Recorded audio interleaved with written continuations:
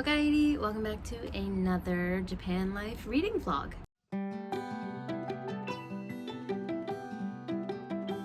Now today has been a day. Just to give an idea, Sumire decided to pull all of the tissues. There she is. She has, things to say about what she did this morning apparently. Pulled all of the tissues out of the tissue box in her room. Scattered them just to all four corners of the earth. And then I did my best to clean them up, but then I found out when I did laundry, which is sitting right in front of me, that one of the tissues got in the laundry. So now they're just covered in shit.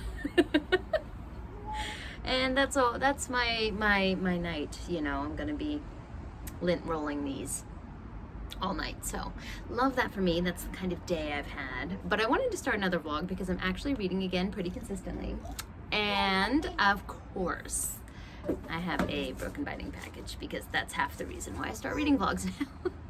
But let's talk about books first. So I finished The Last Argument of Kings. I finished the audiobook yesterday. And I don't know, I loved it overall, but something about like the last 10% and one of the plot threads seemed to be a little bit too convenient. I know what Abercrombie was going for, but one particular character who they ended up being and what they ended up being responsible for was too much, I think, and simplified the plot in a way that I wasn't a fan of. It's also a pretty soul-crushing ending. So I think overall I'm going to go with a 4.5, but I thoroughly did enjoy my reading time. It's just not quite a 5-star for me. I think Before They Are Hanged is the full 5-star for me in the first trilogy, but I thoroughly enjoyed my time with it. I have been thoroughly convinced of Abercrombie's characterization skills. There are a couple characters that completely got flipped on their head more than once, and I still found that I was rooting for them, and I didn't know how I felt about the fact that I was rooting for them. I will say another thing that didn't make it 5 stars for me is I did not care at all about the magic system in this world. I kept hoping that it would become a little bit less shrouded in mystery. It doesn't have to be a hard magic system or anything like that, but I kind of wanted to understand it a little more because it was being talked about a lot. And I don't know if it's going to have that much of an impact on your story. I'd want to know a little bit more about it, but we never really got to hear about it. My hair is driving me crazy. I'm going to put it up. But we never really did get to find out more about it. So that also took away from being 5 stars for me because every time the magic was brought up, I was like, I don't care about this even a little bit. But I do understand why there are so many Abercrombie fans out there, and I already have plans to do a buddy read for Best Served Cold with some of my patrons, so I'm really looking forward to picking up the next one, or at least the standalone, right? Best Served Cold is the first standalone of the trilogy of standalones, right? So yeah, I'm excited to continue. Now currently I am reading On the Origin of Species and Other Stories. This is for the Only Good Book Club. I have to finish this by Saturday. So this is my priority read. I started it a bit late, but when I sat down to read it during Sumire's nap today, I got all the way to page 47, which I'm pretty impressed actually. This is kind of small print. So I'm already tabbing it up, and this is very interesting, very unique. The author's introduction is a brief reflection on breasts. And it's just 2 pages that somehow likens breasts to writing science fiction stories. And I kind of got what the author was going for. So the fact that they can already take 2 very disparate things and kind of make them connect, I'm really interested to see how weird these stories are going to get. The first one already is very odd. We're in but in a good way. So we're in a game, a defunct game, and there's only one player who is still playing the game, and so the company that bought the game wants to get rid of the game, but this one player still being active in it is what's not allowing them to do so. So they keep sending these agents into the game to try to get this player to stop playing so that they can then cancel the game and stop like funding it and having it take up space. The way that we get that information though is usually through dialogue. Like we have to piece together what's actually going on from what the characters say to each other rather than being told that's what's going on. And that's been really fun for me, actually, kind of deciphering that. And it also makes me think that things are not exactly what they appear. Is this agent actually an agent? Is the player that's in there actually the player? Like, I feel like we may have a switcheroo situation where they're actually the opposite of what we've been led to believe thus far. I don't know. I'm interested. I'm intrigued. Like I said, I'm on page 47 and the first short story finishes on page 63. I'm definitely planning to finish this tonight because I also finished editing. I'm so proud of myself. I got my video that I wanted to edit. It's a recent reads video, so it'll go up before this, obviously. And I got that edited and exported and uploaded and all of the verbs. Did all of those. So I can actually sit down and read tonight after Sumire goes to bed. And she's being so patient now. Thank you, Sumire. So I'll keep you guys updated on this one, and then let's go ahead and take a look at the broken binding. This is going to be Red Seas Under Red Skies, the second book in the Gentleman Bastard series, which is a series I adore, and I loved Red Seas Under Red Skies almost as much as I loved the first book, Lies of Locke Lamora. So, and I also went way out of my way to try to track down a hardcover with the original art for this particular book, and it ended up falling through, and it made me so sad. So I think the broken binding actually kept the original art, which I'm very excited for. But as you can see me struggling right now, this tape is not going anywhere without scissors. So I'm gonna go get some scissors, and as you can hear, Sumire is losing her patience with me. So when she sees me, I don't know if I'll be able to come back out here. Hopefully I can before the light gets too dim. Whatever, by the magic of editing, you'll see what happens. 2 hours later. Okay, so I was able to come back out here without too much protest. We'll see how long that lasts. But let's get this open. Here she is in all her glory. So we have our bookmark here that says Red Seas Under Red Skies. And then on the back it says, difficult and impossible are cousins often mistaken for one another, with very little in common. That's a very Locke quote, and I just smacked myself in the face with this. That's a very Locke quote. I love that. And as usual, let's open this present. Okay, so the cover is a little bit different because it's not the hardcover cover. It is the soft cover, the paperback cover. I'd forgotten about that, but I love the gilding. This is the spine and the back says, look for us in history books and you'll find us in the margins. Look for us in legends and you might just find us celebrated. Here are the beautifully intricate sprayed edges. Goes around to the bottom and the top. And then let's look at it naked, of course signed and numbered as always. And then naked, woo! She's pretty. This is what she looks like, sticking with the mirrored theme that we had with the first book. And then our end papers. The first end paper. The second end paper. These are inspiring me to do a reread so much. I know I've mentioned so many times that reread vlog is coming, and it is. But like this series very, very much might be in it because I want to reread it so badly at this point. Anyway, Sumire is definitely reaching the edge of her patience. So I'm gonna go inside and cuddle my daughter and hang out with her before she goes to bed, and then I'll do some more reading. And then if I read something interesting or have thoughts on why can't I pick it up? Here it is. On the origin of species and other stories, I will check back in either later tonight or tomorrow morning. Breakfast today is gindara mirin, natto, and rice. Lots of protein. Sumire is taking her nap, and my mother-in-law is coming today, which means I can go to the gym. So exciting. So I want to get lots of protein, lots of energy boosting foods in there. This is one of my favorite foods though. It's absolutely delicious. So I can't wait to dig in. And I also have a reading update. I have thoughts. I finished that first story. Okay, it is way later than I planned to check in. The day kind of happened. I did go to the gym. I did get a lot of stuff around the house. I also filmed 2 videos, which I'm very excited about because usually I can't film in bulk anymore, so it feels really good to get 2 videos recorded. And then Hayato and I are actually going to go out for a dinner date, a rare occasion nowadays, but my mother-in-law is just an angel and said that she would stay the night. We have this nice setup in Sumine's room with the futon and everything, so sometimes she does stay over to give us, you know, that break, and plus she loves being with Sumine.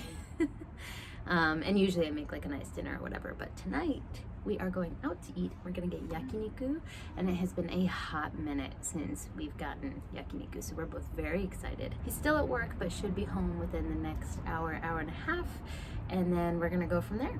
So obviously I will get you guys nice shots of that dinner. It's gonna be delicious. But until then, let's talk about what I read. I did not get too much reading done so far, but I plan to read in this time between going to dinner and my mother-in-law putting Sumine to bed. I did finish the first story, however, and start the second. The first story did have that kind of like switcheroo that I was talking about. It wasn't quite the switcheroo that I was expecting. What I got from it is that it's supposed to make you reflect on your own humanity and what really is humanity and what makes it different from super intelligent AI, things like that. So I enjoyed it, but it wasn't like mind-blowing. But I really did like I said, about the way that we explored the world through dialogue rather than exposition. That was something I really enjoyed about Kim's writing. I'm wondering if that's going to be something that shows up repeatedly in Boyoung Kim's work. We'll see. I'm like 2 pages into the second story, which is called Between 0 and 1, and already the speculation at the beginning about why it's believed to be impossible that we will ever invent a time machine is already interesting, and brought up a couple points where I was like, hey, why have I never thought of this before? That makes so much sense. So I'm already invested in the second story. It looks like the first one might be the longest. Oh no, it looks like there's a longer one in the back here. But the middle couple seems shorter, so hopefully I can get through 1 or 2 of these before dinner. I also started an audiobook that I'm not supposed to have started yet. I'm supposed to start it in June, but whatever, we make our own rules here. The Singing Hills cycle books came in like right away. Didn't expect that to happen, so I have started into the Riverlands, and I am 30% of the way into that audiobook. When I was on the way to the gym, I couldn't resist, okay? And I'm loving being back in this form of storytelling. If you haven't read any of the books, they're connected through the same main character named Chi, who is a collector of histories and stories. They're part of a monastery, and they travel the world collecting all of these stories and compiling them in one place. So while the stories themselves aren't interconnected, we have a character who runs through the whole thing, which makes it feel familiar. So it had been a minute since I had picked up any of these stories, but I immediately was able to reconnect with Chi, which is great. And I'm really enjoying the writing, as I always have so far. It's one of those things where I don't like to judge these books until the end because they're so short, and I love the way that Nebo usually wraps these up. These loud motorcycles go by at this time every day. Anyway, now that's done. So this one is going to be done real soon, probably by tomorrow, and then I also have the 4th book. So we're banging on all cylinders, we're reading, we're doing what we're supposed to be doing on this channel. As I said, I will show you guys some shots of the yakiniku dinner, and then I will check back in probably tomorrow. I saw.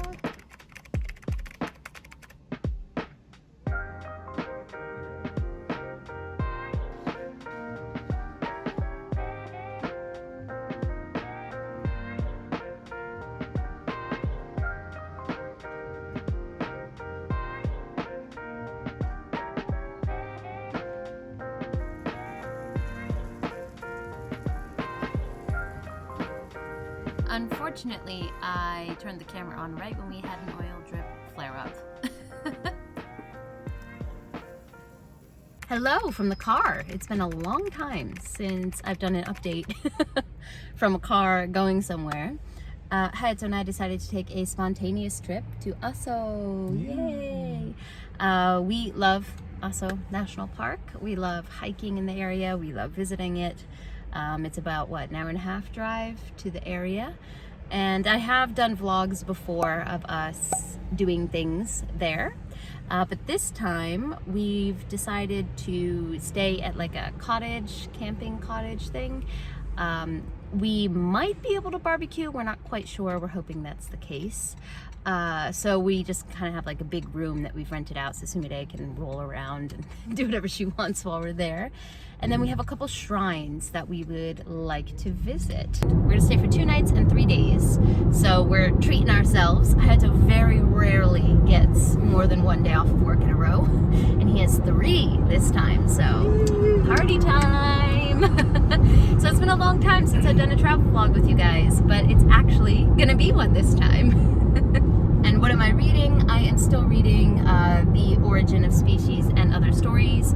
I've read the first 2 stories now. I'm on the 3rd one, and that is a big brain book. All right, like there's some high concepts going on there. Every time there's a big brain book with time travel involved, which is what the 2nd story was, I know that I'm gonna be using my brain cells, or trying to anyway. So I'm working my way through that, but the 2nd story did leave an impression on me. It's very much about how time travel would possibly affect the world, and it's just a very interesting take on that. So I enjoyed that story, and like I said, I'm about halfway through the 3rd one, or probably not halfway, in the beginning of it, so I don't quite have thoughts on that yet. But my goal is, once we kind of go see the shrine today, get back to the little cottage we're staying at, and get settled in for the night. Sumire's in bed. I plan to nestle down and read a good chunk of that book. I also brought the Stone Sky with me just in case, because you know, you always have to bring the extra backup book. There's no way in hell that I'm finishing both of them, but you know, book readers, you get it. You get it.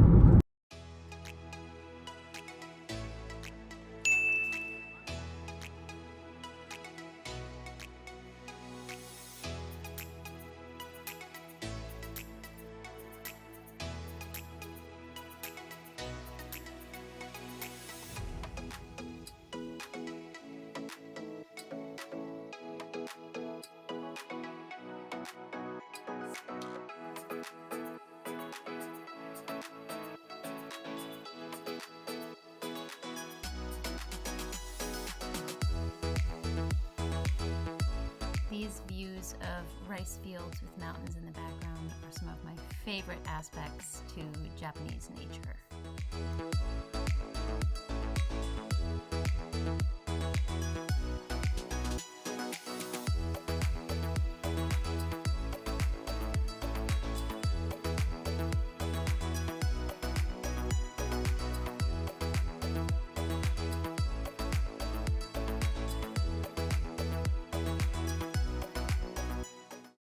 Ignore how busted my shoes are, but this is the place we'll be staying for the next few days. Just one big open room. I had already opened this, but it has a whole bunch of futon materials for us to lay out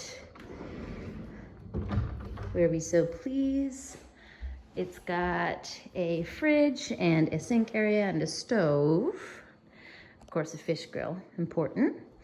Then we've got our shower room, which I have again already opened. Just opens like this. Nice clean shower room. Hello. And then we have our toilet. And that's about it. It's very simple. But the reason why we picked this place is the view. Ta-da! That view. Yeah, over here. I maybe have to go outside to actually show you guys the view. But this little yard is ours as well. So we brought Sumire's play mat and we'll put it outside. Oh, here we go. That should show it.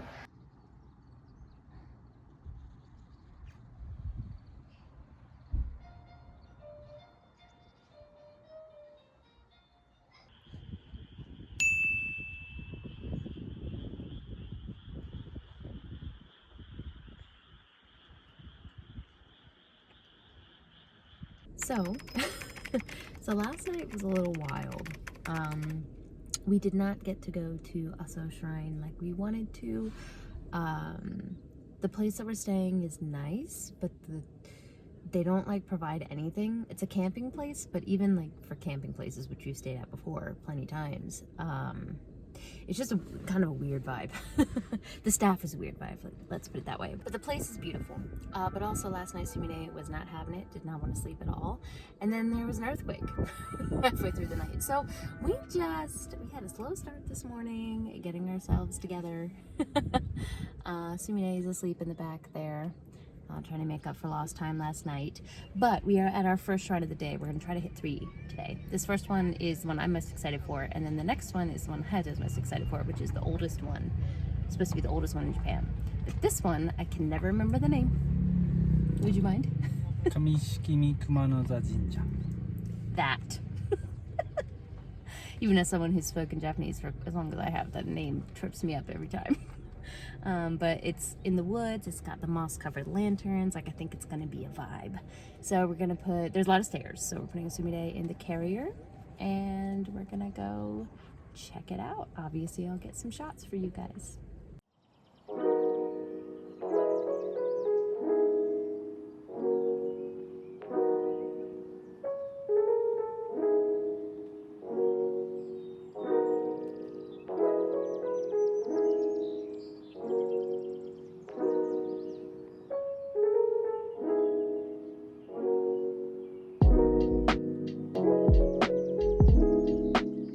Expect there to be so many people, but apparently this shrine has been mentioned in an anime in the last 5 or so years, and the number of visitors has increased exponentially since then.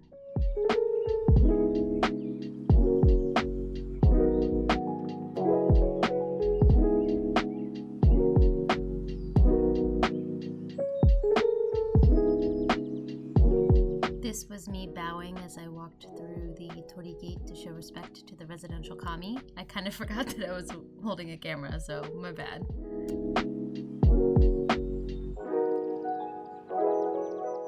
So here's the shrine proper. We just came from down there, and we paid $5 to get Sumire-chan a little omamori, the name of the shrine on it. Then next we can climb the rest of this way up to a special rock. I don't know much more about it, but we are gonna take that path. Looks pretty steep, goes all the way up there. This is so Japan. They have a pile of walking sticks for you to use on the way up. Hata's wearing sumire, so we're not quite sure if we're gonna make it, but we'll find out. So here's the light coming down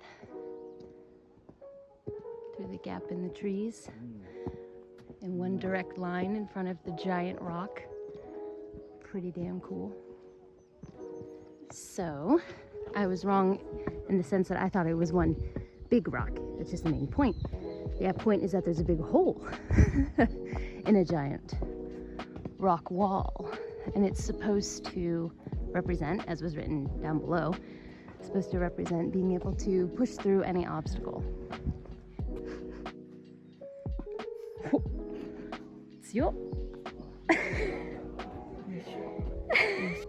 Look at you! Born to hike.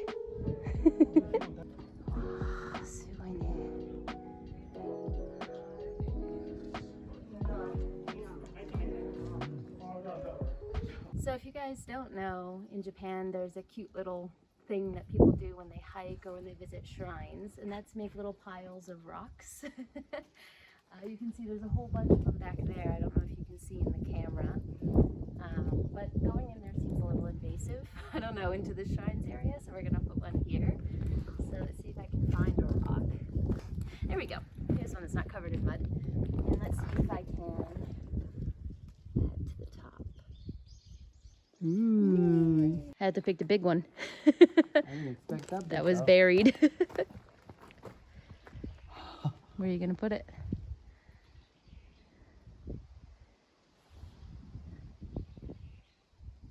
Whoa! Nice. I missed all of these piles here. I walked right past them. Some good balancing acts going on. Mine is better though. So we decided to stop at this tiny little roadside stand that sells lunch, and it sells the tsukemono, the pickled vegetables of this place over here. It's literally just on the side of the road. They had a sign here that said lunch, so we decided to stop here, and the vibes are immaculate. We haven't tried the food yet, but it bodes well.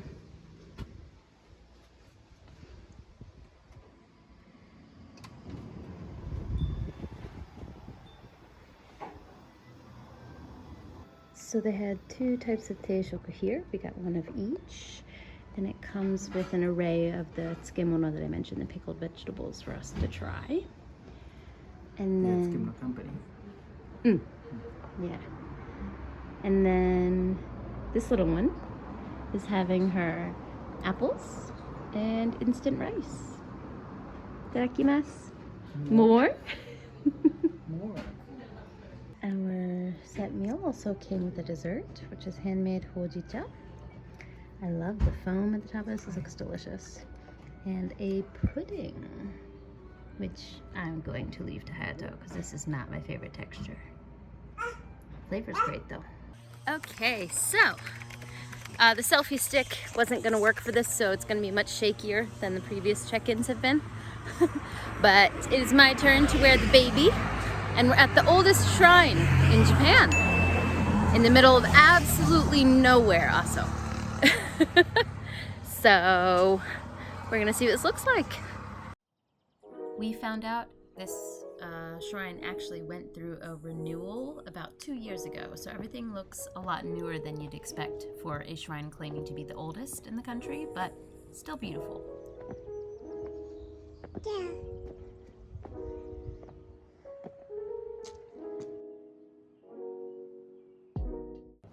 We've arrived at the hand washing place, which I cannot do while holding my phone, so we'll do that off screen. And then it's just up there. So according to the signage, this tree is the most sacred tree here, and a typhoon destroyed it, so this is it regrowing, which is so incredibly cool. And then same style tree, this one over here is the 11th generation, and this one here is the 9th generation of the trees that have been here since the shrine was here. This is also the place where Amaterasu, the sun goddess, is supposed to be sleeping.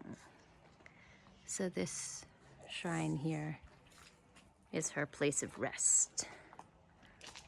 And I think this must be the original entryway before they redid it to be the snazzy one that you all just saw.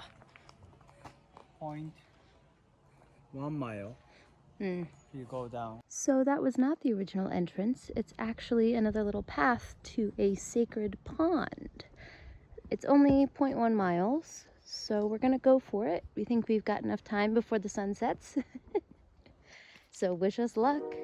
Unfortunately, we have to turn around because it starts getting steeper and steeper, and I am baby wearing, so we're not gonna risk that, but this forest is incredible.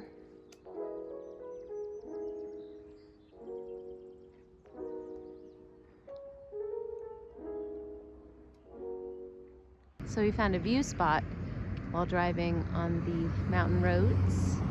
This way you can stop. And this is what the Asa region looks like from up high. You can see all the squares down below. Those are all the tambo, all of the rice fields that we passed when we were driving down there. Gorgeous, just gorgeous. Hi. It's a mess now. Yeah, it did look nice before. I just forgot to take a picture. We're having a little picnic outside after Sumire is asleep in the cottage. You probably can't see it on my phone, but the stars here are absolutely incredible. Yeah, it's just black.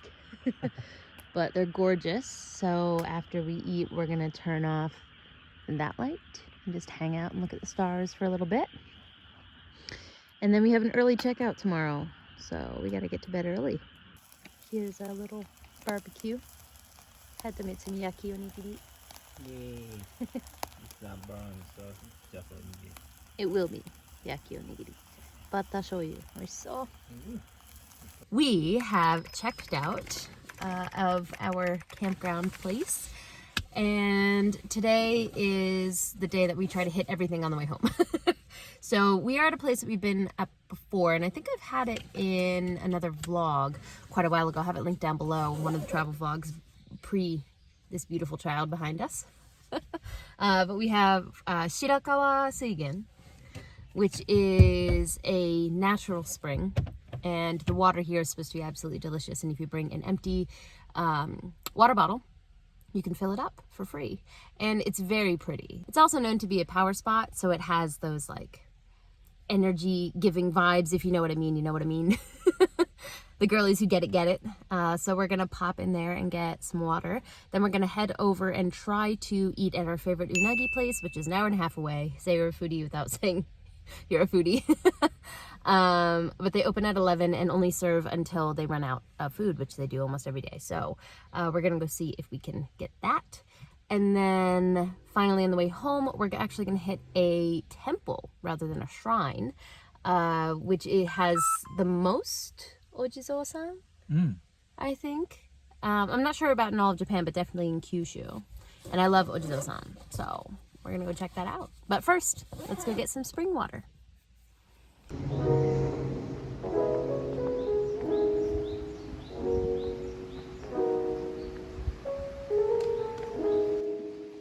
Pay $1 for some veggies on the honor system.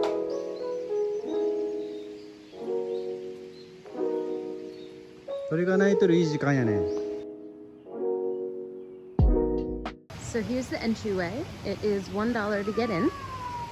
But just before you go in, there is a little gift shop where you can buy empty water bottles if you don't have one. There's some with the name Shirakawa Suigen written on it, should you desire that. And Hayato and I are actually going to get a towel or two, one for us, one as a gift for someone. But we're going to get this one with the dragon on it for us, because last time we came here, I don't think we got anything. So we'd like to get ourselves a little souvenir this time. But we brought a bottle. We remembered to do that from last time. So after entering in, this is where you enter the shrine itself to pay respect to the kami that resides here. And then here, before you enter, is where you can get the spring water. And we will fill this up. But I just want to get up close to show you guys just how incredibly clear this is. Look at that. Crystal clear. And if I remember correctly, the source of the spring is within the shrine. So I'll show that to you guys when we get there. It's cold? Cold. じゃあ Oishii? Sweet.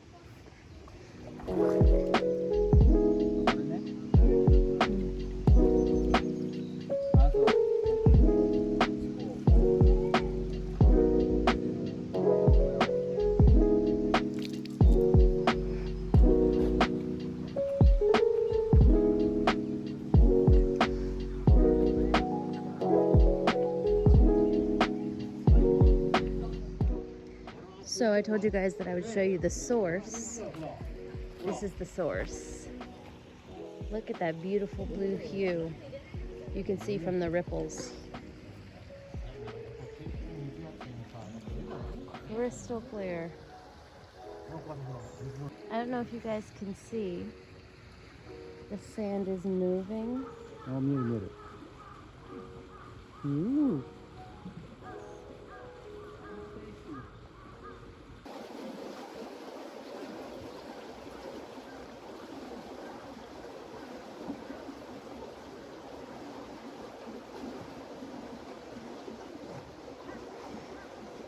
So after you go through the water areas, you come up to the shrine proper.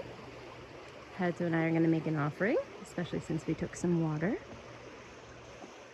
And for those of you who don't know, I'm going to take a chance since there's no one else here at the moment. When you come up to a shrine, you put your offering in this box. You toss the offering in the box. You ring one of these bells to let the kami know that you're here. And then you offer a prayer, I believe. At least this is what I do, is you bow twice, clap twice, and when you're finished, you bow once. I believe. Someone's gonna correct me in the comments. Maybe I've been doing it wrong the whole time I've been here, but that's what I do. As you're leaving, there are some other shops here. You can get ice cream. They advertise charcoal roasted coffee, some food, so you can sit and relax and listen to the spring flow by. But we are gonna try to get that unagi. So we're gonna head out. But highly recommend visiting this place if you're in Aso, if you want just a quick stop, something refreshing and relaxing with some delicious water to bring home. Yeah, it's a good place.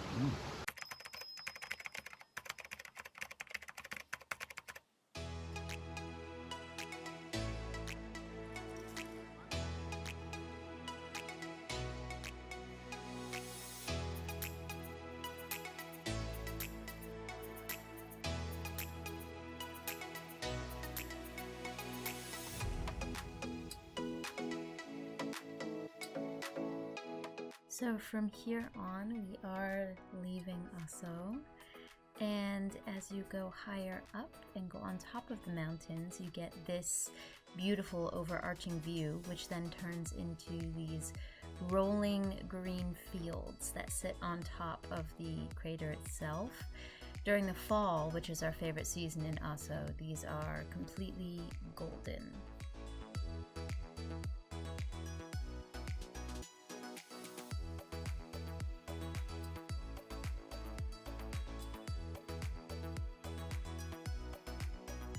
So we are now on our way to Toyama, which is the name of the River Eel restaurant. We're driving through the mountain roads so we can take the scenic route. I got some shots of the river as well as some of the cities or towns that are in the mountains themselves.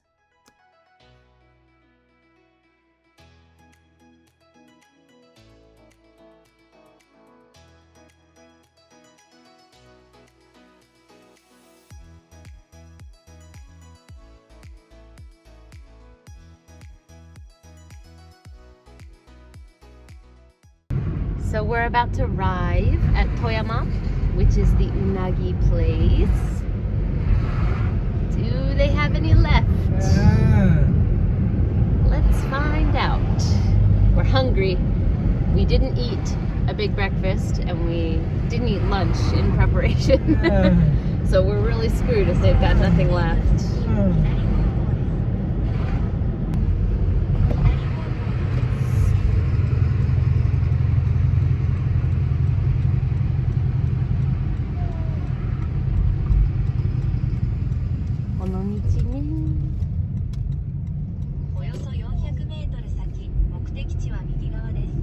It's gonna be on the right up here.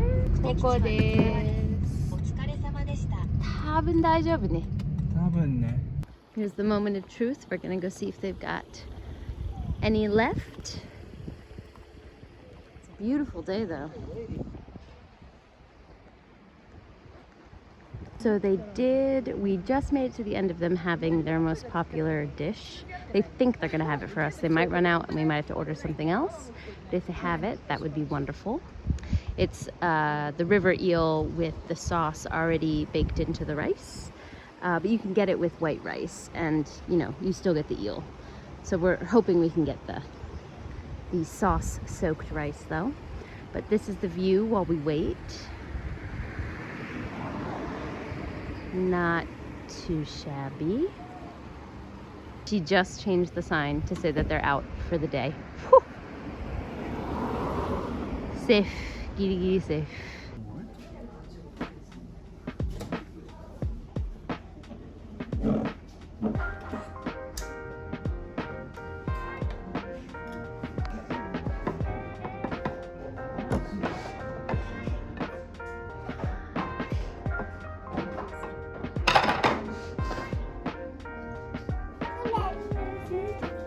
And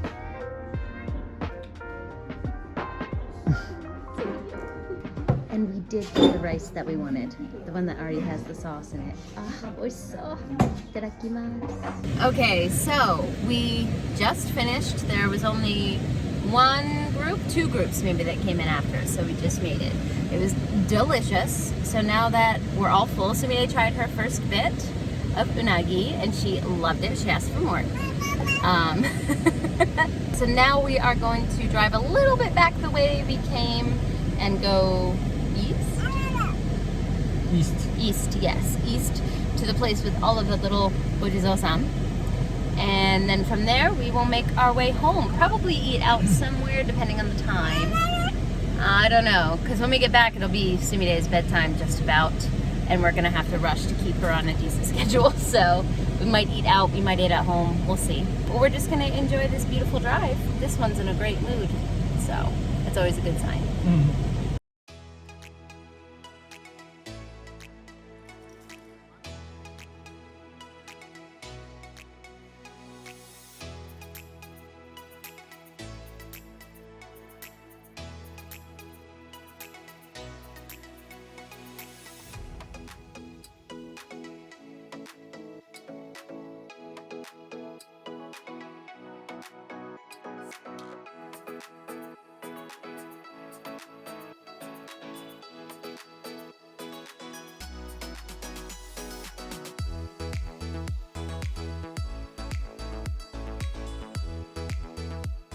Okay, so I think this place is much more popular than we realized. Today is definitely an off day. As you can see, there's a bunch of empty spots behind us in this parking lot, but there were like 9 parking lots on the drive up for this place.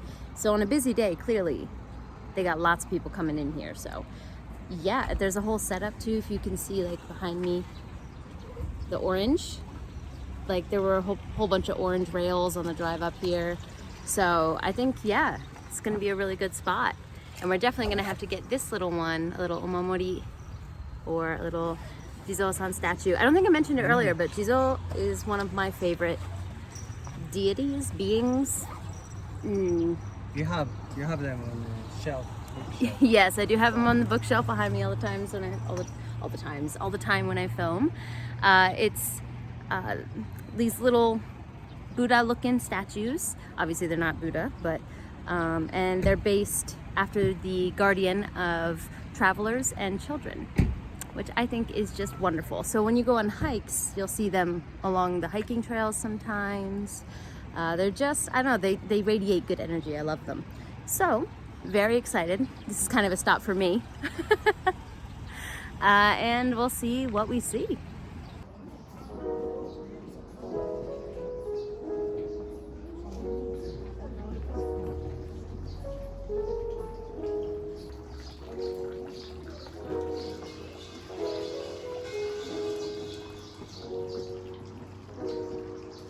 Hi. Okay.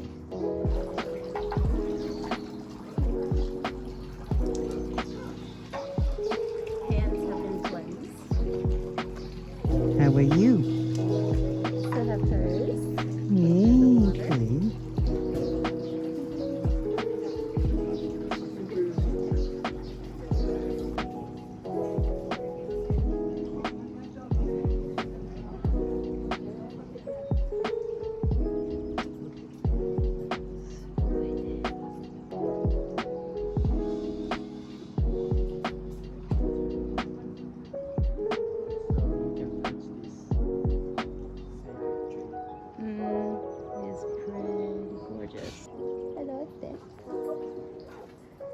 So we are going to light a candle and incense.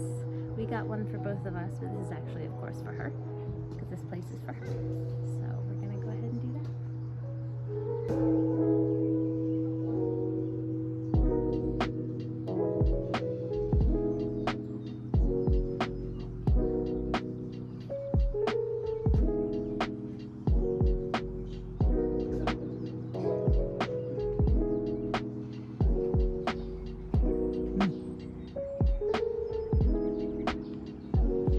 Yeah.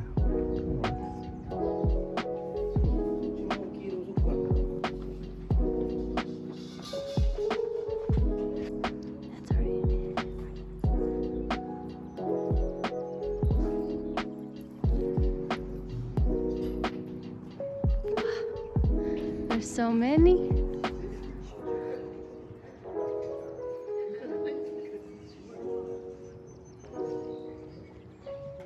So around the temple are everyone's prayers. You can write them out.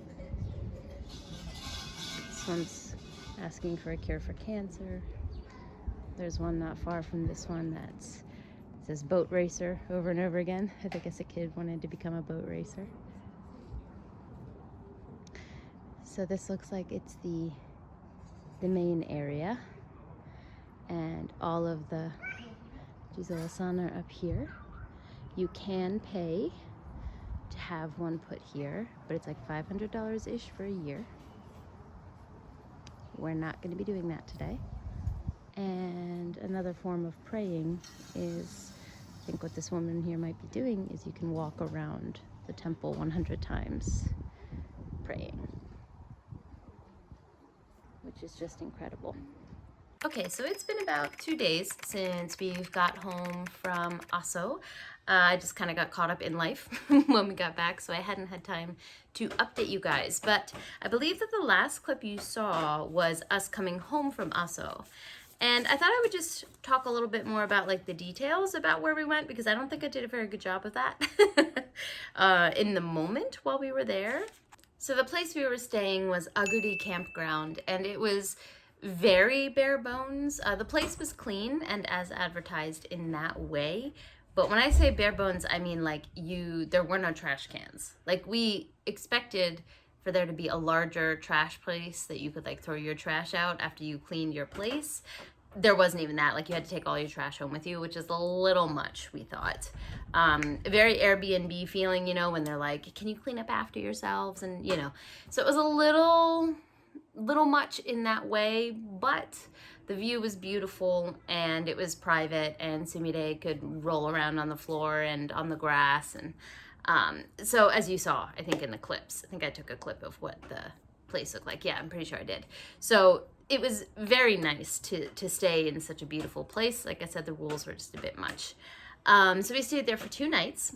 And the first night, I think during the clip, I'd said that we were going to try to go to Aso Shrine, and we ended up not having time to do that. After arriving, checking in, unpacking, and kind of getting Sumire set up there, it was just too late to try to squeeze that in. So we didn't end up going to Aso Shrine, which is a shame, but that's another reason to go back to Aso, right? So instead of that, the first night we stayed there and did a little barbecue after Sumire was asleep, and then she woke up and did not sleep well. So that was a rough night for all of us. And then the next day we went to 2 different shrines. The first one was Kamishikimi Kumanoza, I believe. That name always trips me up. It's just like a tongue twister. And we were just looking for local shrines in the area that looked interesting to us, and this one popped up, and we were surprised by how many people were here. And then afterwards, when we went to the roadside place to get lunch, we were talking to the staff there, and she said that the number of people who have come to that shrine has increased drastically within the past couple of years, because it was like in an anime or something. And it didn't used to be that popular, but I can see why, because it was probably my favorite place, even though it was the first one we went to. Just the atmosphere, the feeling there was something else. It was gorgeous. And then after the shrine, when you hike up to the big rock with the hole in it, there's a huge like cooling breeze coming through. It has a vibe to it. It has an air to it, for sure. And I can see why they believe, or why people believe, that there is a kami there. So we thoroughly enjoyed that nice little hike. Sumire had a good time there too. She was holding Hayato's walking stick, which we gave it to her because we thought it'd be a funny photo op, and then she actually grabbed it and started like walking with it. Or like moving it up and down. We were like, okay. So that was a fun little moment. Then the second one we went to was Heitate Jingu. This is the one that is supposed to be the oldest shrine in all of Japan. And it's located at what they say is the farthest spot from all of the oceans surrounding Kyushu. So it's the most landlocked spot. And this is also where in the past it was believed that the rain would split between going from the east or to the west. So it has a lot of significance to it nature-wise. And like I said in the clip as well, this is where Amaterasu is supposed to be slumbering. This one did get renovated though about 2 years ago, I think. So it looks like fresh and brand new, which was a little disappointing because we wanted to see how old some of the stuff would look from the oldest shrine. But you know, you can't really blame them for updating it and wanting to keep it nice for visitors. So it didn't really have too much of that old-timey feel, but it did have a great fresh wood scent from everything being nicely done recently. Also, it's a very small thing, but because I talked about the Shinto book and how Buddhism and Shintoism kind of coexist together in the current day without much issue, this is a Shinto shrine where one of the quintessential Shinto gods is supposed to be slumbering, and yet they had like little Jizou-sans in the corner. So that's just a very small example of the coexistence that I mentioned in my recent reads and in my recent vlogs. Then that was enough for that day, and we went back and had a barbecue for the second night again, but we kind of got better at how we were going to do things without a trash can. So it was a lot smoother that night, and Sumire slept really well. And then the next day we decided to take on quite a bit because we were all well rested. The first place we went was Shirakawa Suigen, the place where you can get the spring water. We'd been there before, but I adore that place. It just, again, has a vibe to it. And the spring water is just a sight to behold. It's stunning. So you saw all the clips of us going there. Highly recommend if you're in Oslo and just want something very quick to do. And, you know, a nice little souvenir, off the beaten path souvenir to take home. Then we went to go get the unagi at Toyama. You saw that. We barely got in there in time to be able to get our order in. It was delicious, fantastic, loved that for us. Then the last place we went to was Takatsuka Atago Jizou-san. That was the temple that we went to. So the rest have been Shinto shrines, but the final place that you saw was a Buddhist temple that has, I think I also said in the clip, that has the most, supposed to have the most Jizou-san of any other temple. And Jizou-san are one of my favorite things here because they are the guardians of travelers, children, and they're also supposed to take on the suffering of the person who is praying to them. So it's just a wonderful guardian symbol. It's just such a wonderful symbol that brings me comfort whenever I see a Jizou-san. They'll be on hiking trails, you know, the traveler part of it. They're almost always made out of stone, and the older ones have like the moss growing over them. People will also take care of the Jizou-san so that the Jizou-san will in turn take care of their children or their family. So you'll often see them with offerings in front of them, or like little red bibs, or people will knit hats. Like little baby hats, and then put those hats on them to keep them warm and give them comfort. It's just such a cute little comforting corner of this culture. And they make me happy whenever I see them. So I was very happy that we were able to go to this particular temple. It was absolutely gorgeous, as you saw in the clips, and I was able to get a couple little Jizou-san figures made of Heitate Yaki, a special type of clay making from a specific area. It's my favorite type of Jizou-san sculpture that I have, and they had a couple of those there, so I was able to pick up a couple of those for my collection. I'm amassing a little collection of them from places that we go. And so that made me very, very happy. We also got Sumire-chan her little omamori, her little protection amulet from there. It just feels special. Maybe it'll be imbued with a little more protection than other places, who knows? But this was the point of the trip where Sumire was just like not having it anymore. She's like, I'm sick of going upstairs and looking at green shit. Like, can we do something else, please? I'll be sure to insert a picture of her where she's just not having it anymore. So after that, we decided it was time to go home. And that leads us to where we are now, like I said, 2 days later. So it took a little while to adjust to coming back from that trip. So I did not do as much reading as I expected. I mean, story of my life at this point. I thought, oh, mini vacation. That means time to read. Absolutely not, especially not with a little one. I should have known better. So I didn't get too far, but I did bring along on the origin of species and other stories. I finished another story in half, so I'm now on the 4th story, I believe. Yes, the 4th story called The Last of the Wolves. The Only Good Book Club, actually, we did have our chat about this book, and none of us had finished it, but all of us enjoyed what we had read. So it was a really interesting chat, and this book has a lot to talk about. There's a lot of themes that it really delves into, which, you know, lead to very good discussions. But the main theme, I would say, is dealing with what is humanity at its core, what makes you a human.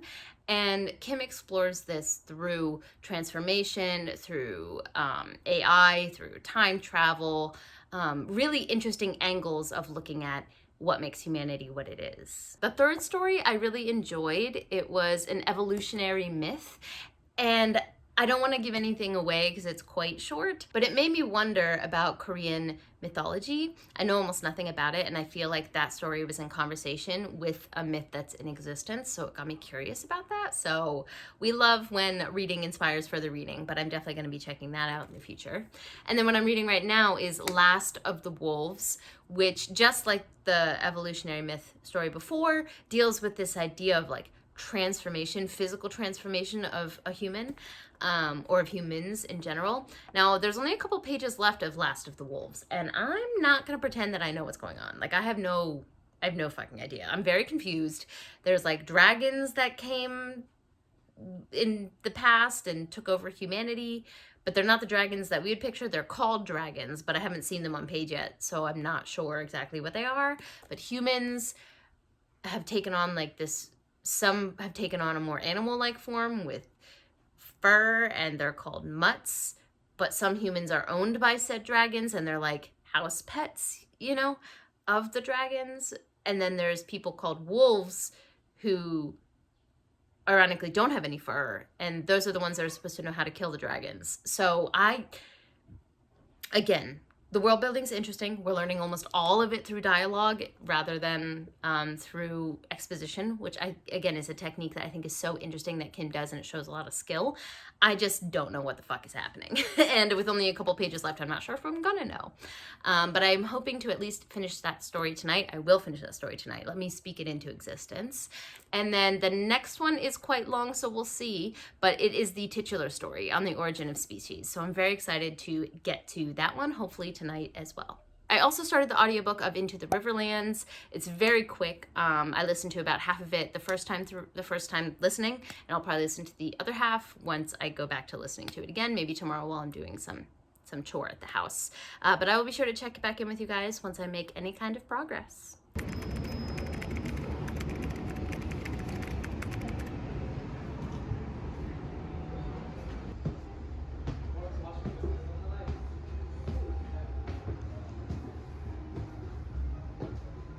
So we picked a random spot to come to dinner for our dinner date this time.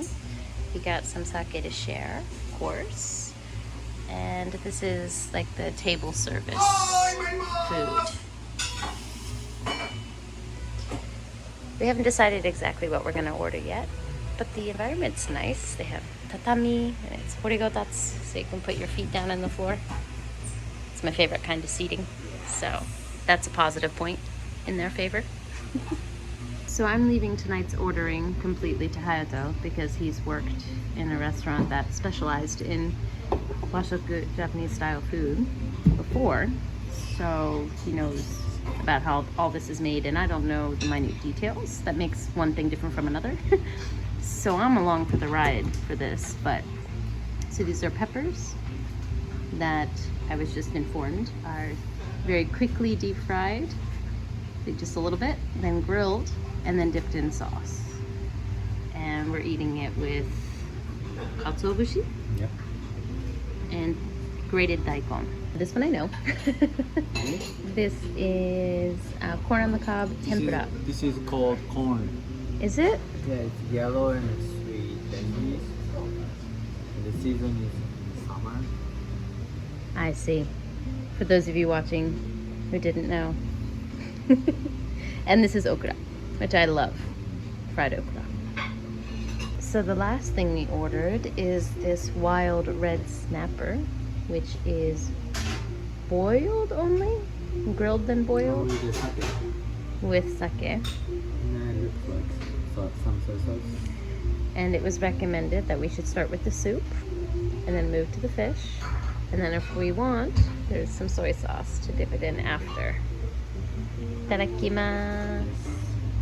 Hi! I have spent all day editing this vlog, and I realized when I reached the end, I did not have a final clip about what I had read. So this is gremlin looking, glasses on, editing Taylor giving you my final thoughts. First up is the one that you've seen me read for basically this whole entire vlog, which is On the Origin of Species and Other Stories. I did finish this book a couple days ago now, and I had to marinate on how I felt about it for a little while.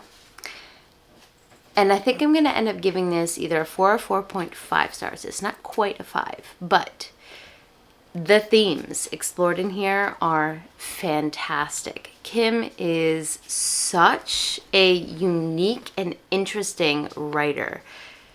When you think that you know the tropes that she's dealing with, she will twist them in ways that you didn't think were possible.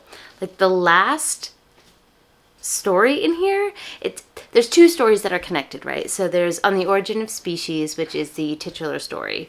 And then there is, let me make sure I read the name correctly, On the Origin of Species and What Might Have Happened Thereafter. And those 2 stories are connected to each other, whereas the other ones aren't.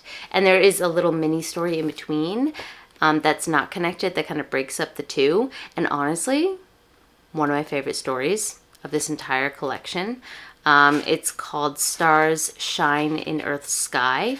Believe. Yes, it is so good. One of my favorite stories in here because it really plays with perspective across entire galaxies. I don't know how Kim was able to take this large expanse and condense it into something that felt closer to home.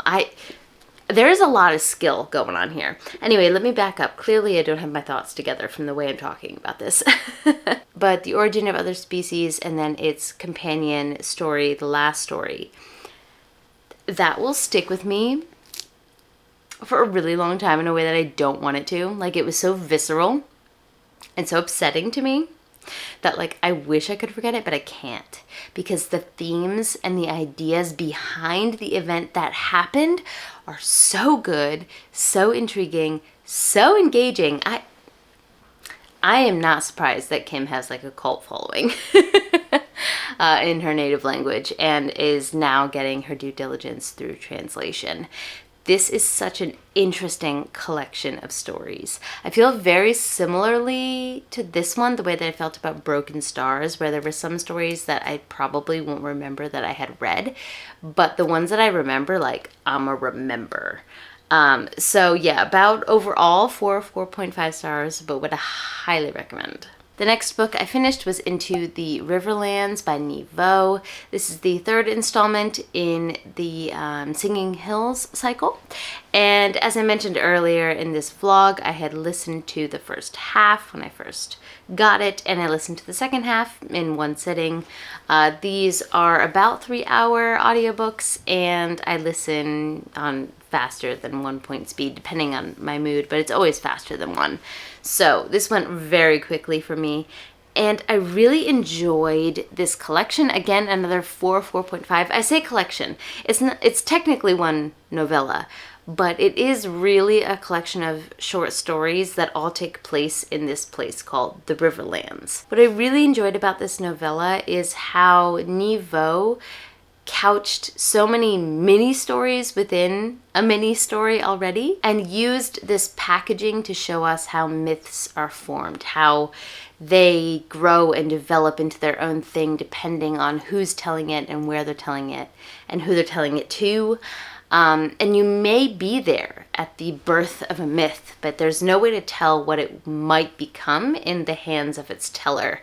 And I thought that was a really gorgeously explored theme here. Honestly, I was thinking 4 or 4.5, but as I reflect, I could see this inching its way up to a 5. I don't know, upon reflection, I enjoy this even more the more I think about what Niveau did with this story. The next book I read, I finished last night, and it was delightful, and that is A Fruits Basket Another. Look, as someone who is a die-hard fan of the original Fruits Basket, and I read it when it first came out, like middle school Taylor was obsessed with Fruits Basket, and it is one of the shoujo manga that will stick with me for the rest of my life. I love those characters, I love everything about it, and I think I will reread it forever.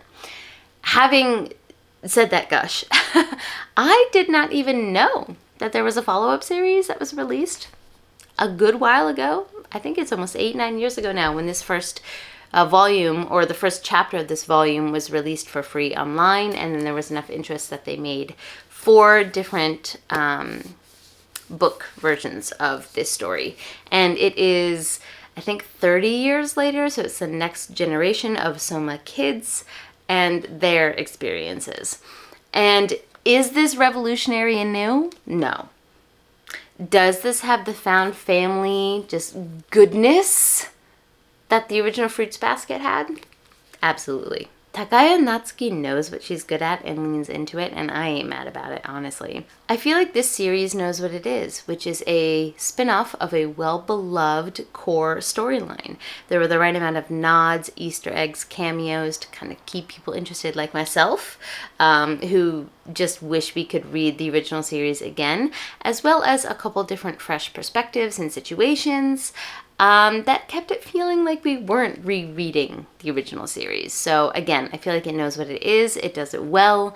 I laughed out loud many times, and the found family, just chaos aspect of the story was chef's kiss. So I ended up giving this 4.5. I think it was a 4.5 in the end. Not quite 5 because it's not Fruits Basket, but it's pretty damn close, and I had a great time. I also read this in Japanese rather than English, so there might be a couple nuances that I missed along the way that could have added a couple extra jokes or layers to it if it had been a translation in my native language, but I feel like I got the core and the heart of the story down, and I plan to continue reading it in Japanese. And to finish this off, my currently reading, I am 50 pages into The Stone Sky. I am finally reading this.